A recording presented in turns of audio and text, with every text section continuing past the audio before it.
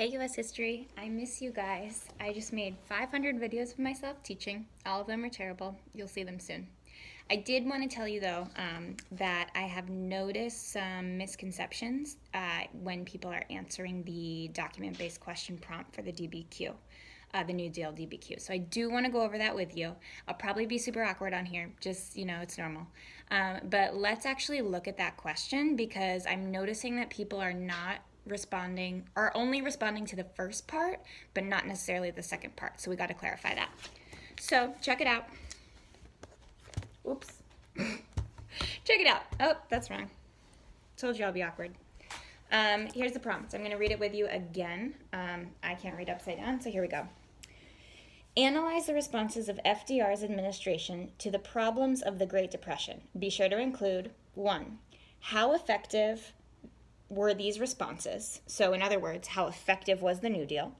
And 2, how did the New Deal change the role of the federal government? Now, what I'm seeing is people are taking a side here, which is great.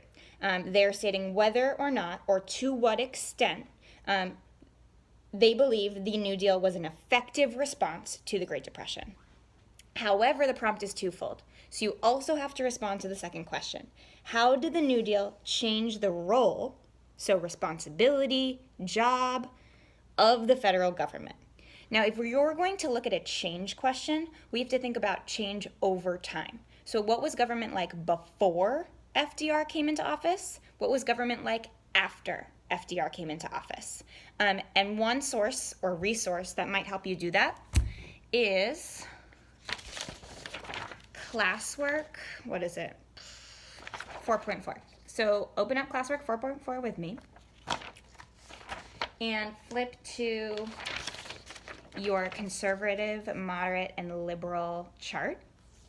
Now let's think about the presidents before FDR.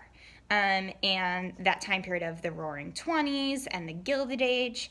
And if we think back to that, we know Calvin Coolidge, and this is in your notes, so you can look at your notebook. We know that Calvin Coolidge and Herbert Hoover were in office before FDR. And they fell more to this conservative side.